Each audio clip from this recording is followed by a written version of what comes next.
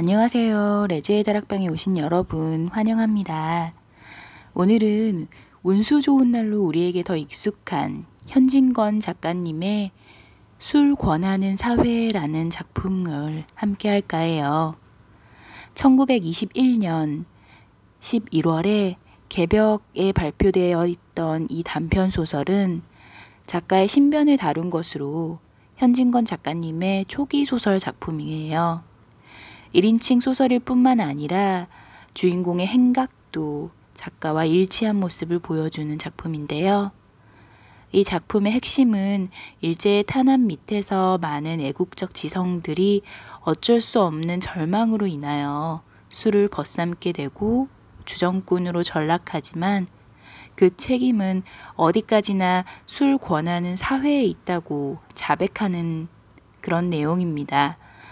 이 작품에서 작가는 경제적으로 몹시 무능한 지식인이라든가 주정뱅이로서 동료들과 다방과 술집, 기생집을 편답한 이야기로 털어놓거든요.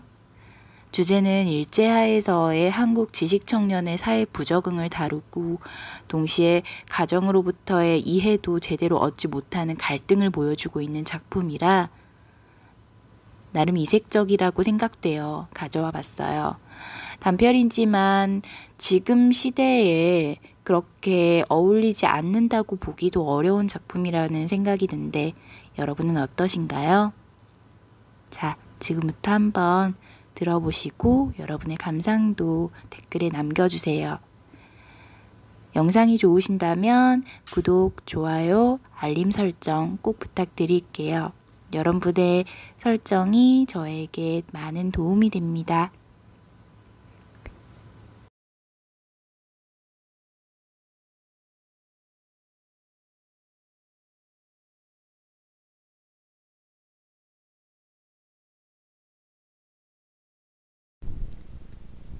아이고, 아야. 홀로 바느질을 하고 있던 아내는 얼굴을 살짝 찌푸리고 가늘고 날카로운 소리로 부르짖었다. 바늘 끝이 왼손 엄지손가락 손톱 밑을 찔렀습니다. 그 손가락은 가늘게 떨고 하얀 손톱 밑으로 앵두빛 같은 피가 비친다. 그것을 볼 사이도 없이 아내는 얼른 바늘을 빼고 다른 손 엄지손가락으로 그 상처를 누르고 있다. 그러면서 하던 일까지를 팔꿈치로 고이 밀어 내려놓았다. 이윽고 눌렀던 손을 떼어보았다. 그 언저리는 인제 피가 다시 안이 나려는 것처럼 혈색이 없다 하더니 그 희던 꺼풀 밑에 다시금 꽃물이 차츰차츰 밀려온다. 보일 듯 말 듯한 그 상처로부터 좁쌀 낫 같은 핏방울이 송송 솟는다. 또 아니 누를 수 없다.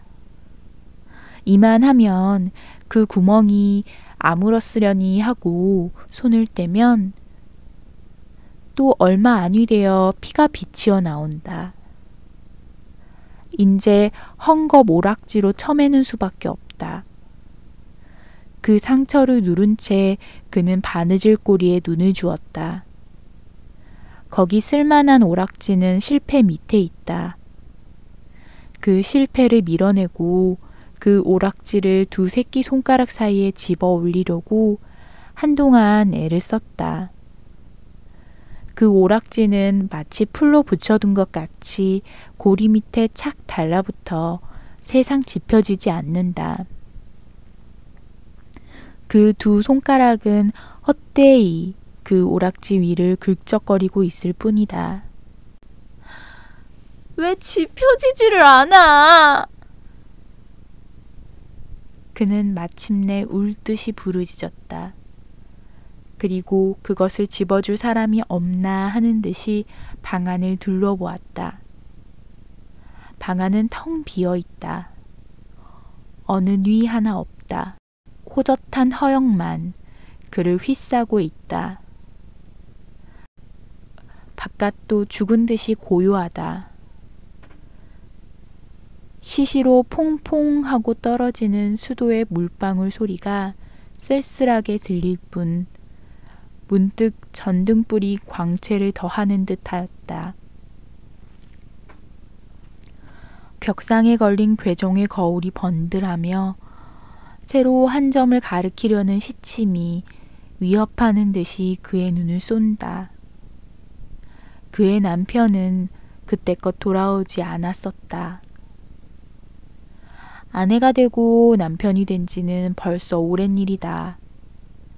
어느덧 7, 8년이 지났으리라. 하건만 같이 있어 본 날을 헤아리면 단 1년이 될락말락한다. 막 그의 남편이 서울서 중학을 마쳤을 때 그와 결혼하였고 그러자마자 고만 동경에 부급한 까닭이다. 거기서 대학까지 졸업을 하였다. 이 길고 긴 세월에 아내는 얼마나 괴로웠으며 외로웠으랴. 봄이면 봄, 겨울이면 겨울, 웃는 꽃을 한숨으로 맞았고 얼음 같은 베개를 뜨거운 눈물로 덮이었다. 몸이 아플 때, 마음이 쓸쓸할 때 얼마나 그가 그리웠으랴. 하건만 아내는 이 모든 고생을 이를 악물고 참았었다. 참을 뿐 아니라 달게 받았었다. 그것은 남편이 돌아오기만 하면 하는 생각이 그에게 위로를 주고 용기를 준 까닭이었다. 남편이 동경에서 무엇을 하고 있나? 공부를 하고 있다. 공부가 무엇인가? 자세히 모른다. 또 알려고 애쓸 필요도 없다. 어찌하였든지 이 세상에 제일 좋고 제일 귀한 무엇이라 한다. 마치 옛날 이야기에 있는 도깨비의 부자방망이 같은 것이오니 한다. 옷 나오라면 옷 나오고 밥 나오라면 밥 나오고 돈 나오라면 돈 나오고 저 하고 싶은 무엇이든지 청해서 아니 되는 것이 없는 무엇을 동경에서 얻어가지고 나오려니 하였었다. 가끔 놀러오는 친척들이 비단 옷 입은 것과 금주안을 낀 것을 볼 때에 그 당장엔 마음 극히 부러워도 하였지만 나중엔 남편이 돌아오면 하고 그것에 경멸하는 시선을 던지었다. 남편이 돌아왔다. 한 달이 지나가고 두 달이 지나간다. 남편의 하는 행동이 자기가 기대하던 바와 조금 배치되는 듯 하였다. 공부 아니한 사람보다 조금도 다를 것이 없었다. 아니다. 다르다면 다른 점도 있다. 남은 돈벌이를 하는데 그의 남편은 도리어 집안 돈을 쓴다. 그러면서도 어디인지 분주히 돌아다닌다. 집에 들면 정신없이 무슨 책을 보기도 하고 또는 밤새도록 무엇을 쓰기도 하였다. 저러는 것이 참말 부자 방망이를 만드는 것인가 보다. 아내는 스스로 이렇게 생각한다. 또 두어 달 지나갔다. 남편의 하는 일은 늘 한 모양이었다. 한 가지 더한 것은 때때로 깊은 한숨을 쉬는 것뿐이었다. 그리고 무슨 근심이 있는 듯이 얼굴을 펴지 않았다. 몸은 나날이 축이 나간다. 무슨 걱정이 있는고? 아내는 따라서 근심을 하게 되었다. 하고는 그 여인 것을 보충하려고 갖가지로 애를 썼다. 곧 될 수 있는 대로 그의 밥상에 맛난 반찬가지를 붙게 하며 또 고음 같은 것도 만들었다. 그런 보람도 없이 남편은 입맛이 맛있다 하며 그것을 잘 먹지도 않았었다. 또 몇 달이 지나갔다. 이제 출입을 뚝 끊고 늘 집에 붙어 있다. 걸핏하면 성을 낸다. 입버릇 모양으로 화난다, 화난다 하였다. 어느 날 새벽 아내가 어렴풋이 잠을 깨어 남편의 누웠던 자리를 더듬어 보았다. 쥐이는 것은 이불자락 뿐이다. 잠결에도 조금 실망을 아니 느낄 수 없었다. 잃은 것을 찾으려는 것처럼 눈을 부시시 떴다. 책상 위에 머리를 쓰러뜨리고 두 손으로 그것을 움켜쥐고 있는 남편을 보았다. 흐릿한 의식이 돌아옴에 따라 남편의 어깨가 덜썩덜썩 움직임도 깨달았다. 흑흑 느끼는 소리가 귀를 울린다. 아내는 정신을 바짝 차리었다. 불현듯이 몸을 일으켰다. 이윽고 아내의 손은 가볍게 남편의 등을 흔들며 목에 걸리고 나오지 않는 소리로 왜 이러고 계셔요? 라고 물어보았다. 남편은 아무 대답이 없다. 아내는 손으로 남편의 얼굴을 괴어들려고 할 즈음에 그것이 뜨뜻하게 눈물에 젖는 것을 깨달았다. 또 한 두어 달 지나갔다. 처음처럼 다시 출입이 자주로 왔다. 구역이 날 듯한 술 냄새가 밤 늦게 돌아오는 남편의 입에서 나게 되었다. 그것은 요사이 일이다. 오늘 밤에도 지금까지 돌아오지 않았다. 초저녁부터 아내는 별별 생각을 다 하면서 남편을 고대고대 하고 있었다. 지리한 시간을 속히 보내려고 치웠던 일가지를 또 꺼내었다. 그것조차 뜻같이 아니 되었다. 때때로 바늘이 헛되이 움직였다. 마침내 그것에 찔리고 말았다. 어디를 가서 이때껏 오시지 않아? 아내는 이제 아픈 것도 잊어버리고 짜증을 내었다. 잠깐 그를 떠났던 공상과 환영이 그만큼 그의 머리를 떠돌기 시작하였다. 이상한 꽃을 수놓은 흰 보 위에 맛난 요리를 담은 접시가 번쩍인다. 여러 친구와 술을 권커니 잡거니 하는 광경이 보인다. 그의 남편은 미친 듯이 껄껄 웃는다. 나중에는 검은 휘장이 스르르 하는 듯이 그 모든 것이 사라져 버리더니 낭자한 요리상만이 보이기도 하고 술병만 희게 빛나기도 하고 아까 그 기생이 한 팔로 땅을 짚고 진저리를 쳐가며 웃는 꼴이 보이기도 하였다. 또한 남편이 길바닥에 쓰러져 우는 것도 보이었다. 문 열어라! 문득 대문이 덜컥하고 혀가 꼬부러진 소리로 부르는 듯 하였다. 네? 저도 모르게 대답을 하고 급히 마루로 나왔다. 잘못이는 발에 안이 맞는 신을 질질 끌면서 대문으로 달렸다. 중문은 아직 잠그지도 않았고 행랑방에 사람이 없지 않지만은 의뢰이 깊은 잠에 빠졌을 줄 알고 뛰어나감이었다.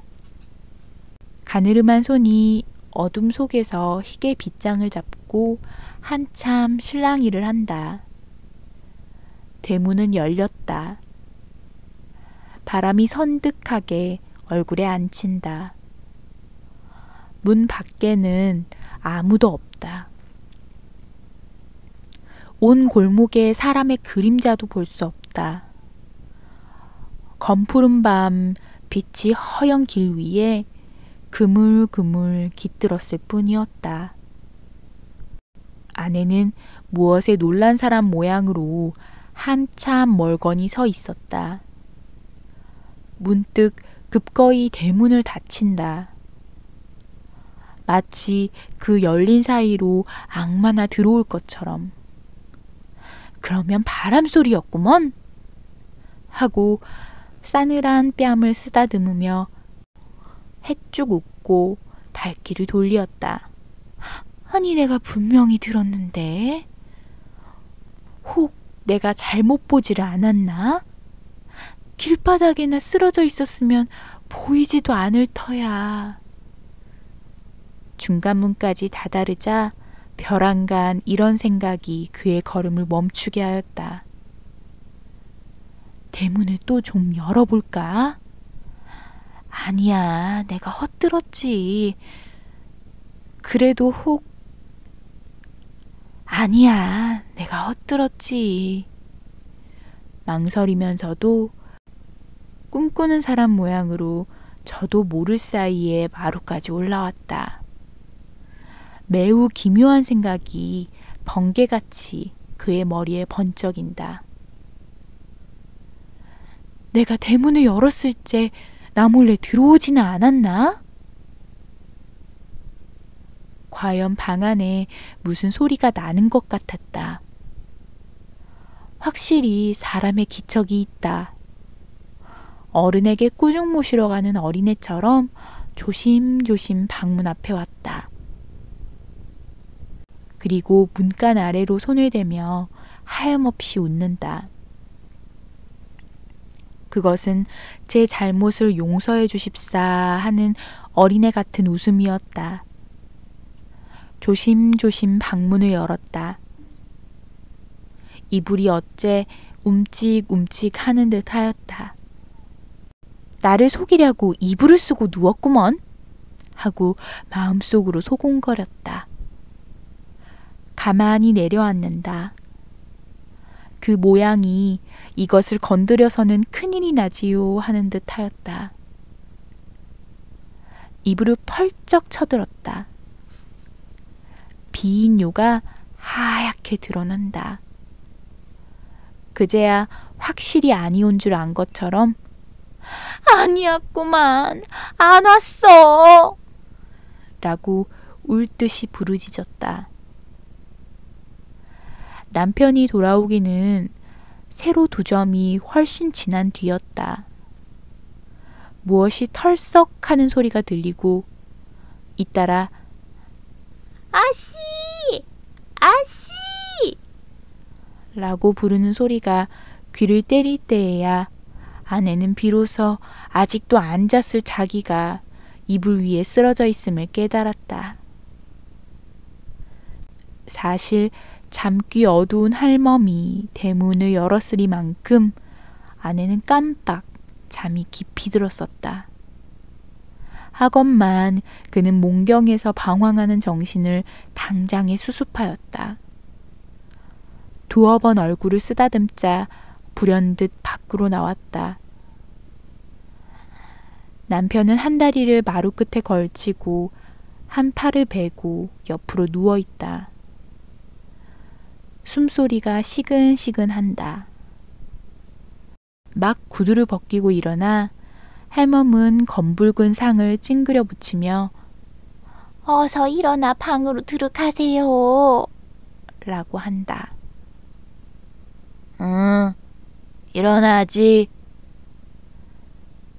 나리는 혀를 억지로 돌리어 코와 입으로 대답을 하였다.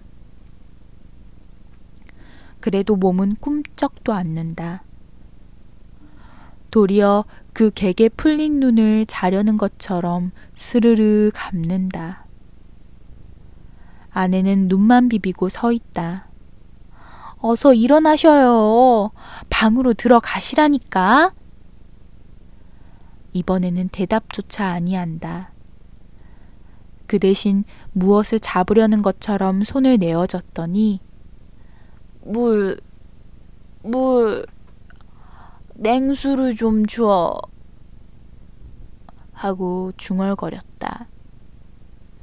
할멈은 얼른 물을 떠다 이 취자의 코 밑에 놓았건만 그 사이에 벌써 아까 청을 잊은 것 같이 취한 이는 물을 먹으려고도 않는다. 왜 물을 안 잊잡수셔요? 곁에서 할멈이 깨우쳤다. 먹지. 먹어. 하고 그제야 주인은 한 팔을 짚고 고개를 든다. 한꺼번에 물 한 대접을 다 들이켜 버렸다. 그리고는 또 쓰러진다. 에그, 또 눕네. 하고 할멈은 우물로 기어드는 어린애를 안으려는 모양으로 두 손을 내어민다. 할멈은 고만가 자게. 주인은 귀치 않다는 듯이 말을 한다. 이를 어찌해 하듯이 멀거니 서 있는 아내도 할멈이 고만 갔으면 하였다. 남편을 붙들어 일으킬 생각이야 간절하였지만은 할멈이 보는데 어찌 그럴 수 없는 것 같았다. 혼인한 지가 7, 8년이 되었으니 그런 파수야 되었으련만 같이 있어 본 날을 꼽아보면 그는 아직 갓 시집온 색시였다. 할멈은 가 자게 란 말이 목까지 올라왔지만 입술에서 사라지고 말았다. 마음 그윽히 할멈이 돌아가기만 기다릴 뿐이었다. 좀 일으켜드려야지. 가기는커녕 이런 말을 하고 할멈은 선웃음을 치면서 마루로 부득부득 올라온다. 그 모양은 마치 주인나리가 약주가 취하시거든 방에까지 모셔다 드려야 제 도리에 옳지요 하는 듯하였다. 자. 할멈은 아씨를 보고 히히 웃어가며 나리의 등 밑으로 손을 넣는다. 왜 이래? 왜 이래? 내가 일어날 테야. 하고 몸을 움직이더니 정말 주인이 부시시 일어난다. 마루를 쾅쾅 눌러디디며 비틀비틀 곧 쓰러질 듯한 보조로 방문을 향하여 걸어간다. 와지끈하며 문을 열어 젖히고는 방 안으로 들어간다. 아내도 뒤따라 들어왔다. 할멈은 중간 턱을 넘어설 때 몇 번 혀를 차고는 저 갈대로 가버렸다. 벽에 엇비슷하게 기대어 있는 남편은 무엇을 생각하는 듯이 고개를 숙이고 있다. 그의 말라붙은 관자놀이에 펄떡거리는 푸른 맥을 아내는 걱정스럽게 바라보면서 남편 곁으로 다가온다. 아내의 한 손은 양복깃을, 또 한 손은 그 소매를 잡으며 화한 목소리로 자, 벗으셔요! 하였다. 남편은 문득 미끄러지는 듯이 벽을 타고 내려앉는다. 그의 쭉 뻗친 발끝에 이불자락이 저리로 밀려간다. 에그, 왜 이리 하셔요? 벗자는 우도 안 입어으시고. 그 서슬에 넘어질 뻔한 아내는 애답게 부르짖었다. 그러면서도 같이 따라앉는다. 그의 손은 또 옷을 잡았다. 옷이 구겨집니다. 제발 좀 벗으셔요. 라고 아내는 애원을 하며 옷을 벗기려고 애를 쓴다. 하나 취한 이의 등이 청근같이 벽에 척 들어붙었으니 벗겨질 리가 없다. 애를 쓰다 옷을 놓고 물러앉으며 원참 누가 술을 이처럼 권하였노? 하며 짜증을 낸다. 누가 권하였노? 누가 권하였노? 남편은 그 말이 몹시 귀에 거스리는 것처럼 곰삼는다. 그래, 누가 권했는지 마누라가 좀 알아내겠소? 하고 껄껄 웃는다. 그것은 절망의 가락을 띤 쓸쓸한 웃음이었다. 아내도 따라 방긋 웃고는 또 옷을 잡으며 자, 옷이나 먼저 벗으셔요. 이야기는 나중에 하지요. 오늘 밤에 잘 주무시면 내일 아침에 아르켜 드리지요. 무슨 말이야? 왜 오늘 일을 내일로 미뤄? 할 말이 있거든 지금 해. 지금은 약주가 취하셨으니 내일 약주가 깨시거든 하시죠. 뭐? 약주가 취해서? 하고 고개를 쩔레쩔레 흔들며 천만에. 누가 술에 취했단 말이오? 내가 공연히 이러지. 정신은 말똥말똥하오. 또 꼭 이야기하기 좋을만해. 무슨 말이든지. 자, 글쎄 왜 못 잡수시는 약주를 잡수셔요. 그러면 몸에 축이 나지 않아요? 하고 아내는 남편의 이마에 흐르는 진땀을 씻는다. 이 취자는 머리를 흔들며 아니야. 아니야. 그런 말을 듣자는 것이 아니야. 하고 아까 이를 추상하는 것처럼 말을 끊었다가 다시금 말을 이어 옳지. 누가 나에게 술을 권했단 말이오? 내가 술이 먹고 싶어서 먹었단 말이오? 자시고 싶어 잡수신 건 아니지요. 누가 당신께 약주를 권하는지 내가 알아낼까요? 첫째는 화증이 술을 권하고 둘째는 하이칼라가 약주를 권하지요. 아내는 살짝 웃는다. 내가 어지간히 알아맞혔지요? 하는 모양이었다. 남편은 고소한다. 틀렸소. 잘못 알았소. 화증이 술을 권하는 것도 아니고 하이칼라가 술을 권하는 것도 아니오. 나에게 권하는 것은 따로 있어. 마누라가 내가 어떤 하이칼라한테나 홀려다니거나 그 하이칼라가 늘 내게 술을 권하거니 하고 근심을 했으면 그것은 헛걱정이지. 나에게 하이칼라는 아무 소용도 없어.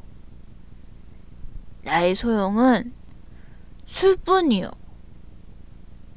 술이 창자를 휘돌아 이것저것을 잊게 만드는 것을 나는 취할 뿐이요. 하더니 홀연 어조를 고쳐 감개무량하게 유의무망한 머리를 알코올로 마비 아니시킬 수 없게 하는 그것이 무엇이란 말이요? 하고 긴 한숨을 내어 쉰다. 물큰물큰한 술 냄새가 방 안에 흩어진다. 아내에게는 그 말이 너무 어려웠다. 고만 묵묵히 입을 다물었다. 눈에 보이지 않는 무슨 벽이 자기와 남편 사이에 깔리는 듯 하였다. 남편의 말이 길어질 때마다 아내는 이런 쓰디쓴 경험을 맛보았다. 이런 일은 한두 번이 아니었다. 이윽고 남편은 기막힌 듯이 웃는다. 또 못 알아듣는군. 묻는 내가 그러지. 마누라야 그런 말을 알 수 있겠소? 내가 설명해 드리지. 자세히 들어요. 내게 술을 권하는 것은 화증도 아니고 하이칼라도 아니오. 이 사회란 것이 내게 술을 권한다오. 이 조선사회란 것이 내게 술을 권한다오. 알았소? 팔자가 좋아서 조선에 태어났지. 딴 나라에 놨더면 술이나 얻어먹을 수 있나? 사회란 무엇인가? 아내는 또 알 수가 없었다. 어찌하였든 딴 나라에는 없고 조선에만 있는 요리집 이름이여니 한다. 조선에 있어도 아니다니면 그만이지요. 남편은 또 아까 웃음을 재우친다. 술이 정말 안이 취한 것 같이 또렷또렷한 어조로 허허 기막혀. 그 한 분자 된 이상해야 다니고 아니 다니는 게 무슨 상관이야. 집에 있으면 아니 권하고 밖에 나가야 권하는 줄 아는가 보아? 그런 게 아니야. 무슨 사회 사람이 있어서 밖에만 나가면 나를 꼭 붙들고 술을 권하는 게 아니야. 무엇라 할까. 우리 조선 사람으로 성립된 이 사회란 것이 내게 술을 아니 못 먹게 한단 말이오. 어째 그렇소? 또 내가 설명을 해드리지. 여기 회를 하나 꾸민다 합시다. 거기 모이는 사람놈 치고 처음은 민족을 위하느니 사회를 위하느니 그러는데 제 목숨을 바쳐도 아깝지 않느니 아니하는 놈이 하나도 없어. 하다가 단 이틀이 못 돼요. 한층 소리를 높이며 손가락을 하나씩 둘씩 꼽으며 되지 못한 명예싸움, 쓸데없는 지위다툼질, 내가 옳으니 네가 그르니, 내 권리가 많으니 네 권리가 많으니 밤낮으로 서로 찢고 뜯고 하지. 그러니 무슨 일이 되겠소? 회뿐 아니라 회사이고 조합이고 우리 조선 놈들이 조직한 사회는 다 그 조각이지. 이런 사회에서 무슨 일을 한단 말이오. 하려는 놈이 어리석은 놈이야. 저기 정신이 바로 박힌 놈은 피를 토하고 죽을 수밖에 없지. 그렇지 않으면 술밖에 먹을 게 도무지 없지. 나도 전자에는 무엇을 좀 해보겠다고 애도 써보았어. 그것이 뭐다 수포야. 내가 어리석은 놈이었지. 내가 술을 먹고 싶어 먹는 게 아니야. 요 사이는 좀 낫지만은 처음 배울 때는 마누라도 아다시피 죽을 애를 썼지. 그 먹고 난 뒤에 괴로운 것이야 겪어본 사람이 아니면 알 수 없지. 머리가 지끈지끈 아프고 먹은 것이 다 돌아 올라오고. 그래도 아니 먹은 것보단 나았어. 몸은 괴로워도 마음은 괴롭지 않았으니까. 그저 이 사회에서 할 것은 주정꾼 노릇밖에 없어. 공연히 그런 말 말아요. 무슨 노릇을 못해서 주정꾼 노릇을 해요. 남이라서. 아내는 부지불식간에 흥분이 되어 열기 있는 눈으로 남편을 바라보고 불쑥 이런 말을 하였다. 그는 제 남편이 이 세상에서 가장 거룩한 사람이오니 한다. 따라서 어느 리보다 제일 잘 될 줄 믿는다. 몽롱 하나마 그의 목적이 원대하고 고상한 것도 알았다. 얌전하던 그가 술을 먹게 된 것은 무슨 일이 맘대로 아니 되어 화풀이로 그러는 줄도 어렴풋이 깨달았다. 그러나 술은 노상 먹을 것이 아니다. 그러면 패가 망신하고 만다. 그러므로 하루바삐 그 화가 풀리었으면, 또다시 얌전하게 되었으면 하는 생각이 그의 머리를 떠날 데가 없었다. 그리고 그날이 꼭 올 줄 믿었다. 오늘부터는, 내일부터는 하건만 남편은 어제도 술이 취하였다. 오늘도 한 모양이다. 자기의 기대는 나날이 틀려간다. 쫓아서 기대에 대한 자신도 열버간다. 애답고 원한 생각이 가끔 그의 가슴을 누른다. 더구나 수척해가는 남편의 얼굴을 볼 때에 그런 감정을 걷잡을 수 없었다. 지금 저도 모르게 흥분한 것이 또한 무리가 아니었다. 그래도 못 알아듣네 그려. 참 사람 기막혀. 본정신 가지고는 피를 토하고 죽든지 물에 빠져 죽든지 하지 하루라도 살 수가 없단 말이야. 흉장이 막혀서 못 산단 말이야. 에잇! 가슴 답답해. 라고 남편은 소리를 지르고 괴로워서 못 견디는 것처럼 얼굴을 찌푸리며 미친 듯이 제 가슴을 쥐어뜯는다. 술 많이 먹는다고 흉장이 막혀요?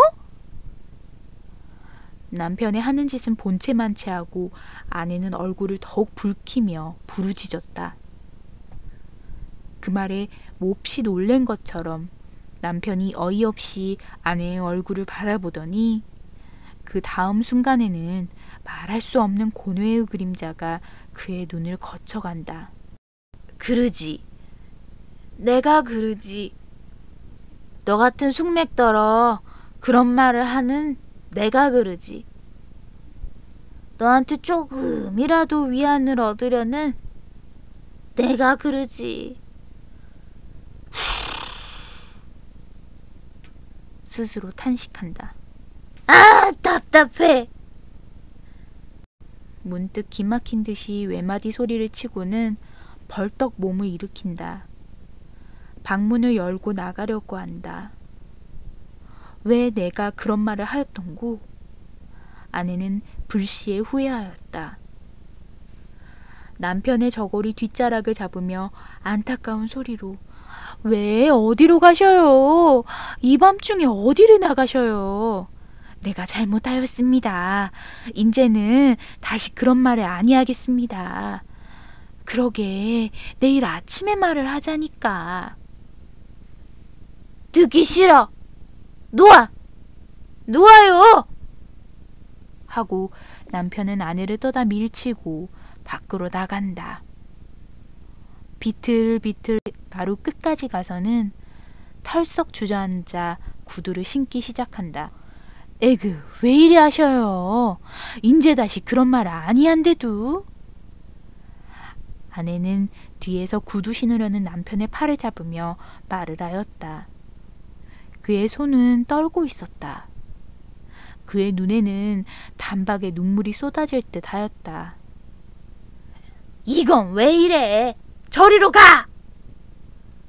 대앓는 듯이 말을 하고 휙 뿌리친다.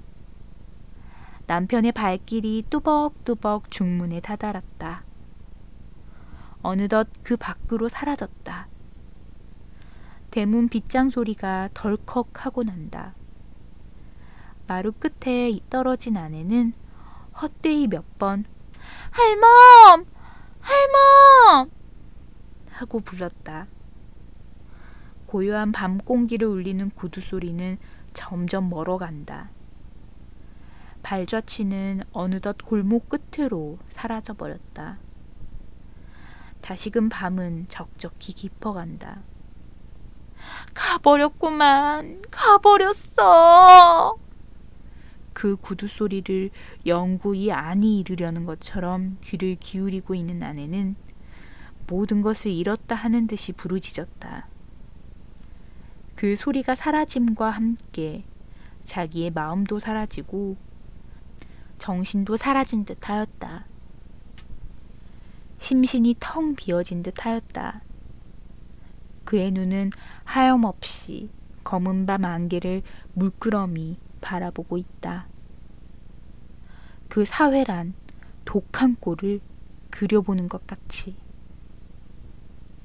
쏠쏠한 새벽바람이 싸늘하게 가슴에 부딪힌다.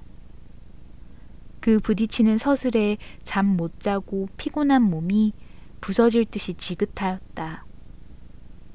죽은 사람에게서뿐 볼 수 있는 해쓱한 얼굴이 경련적으로 떨며 절망한 어조로 소근거렸다. 그 몹쓸 사회가 왜 술을 권하는고?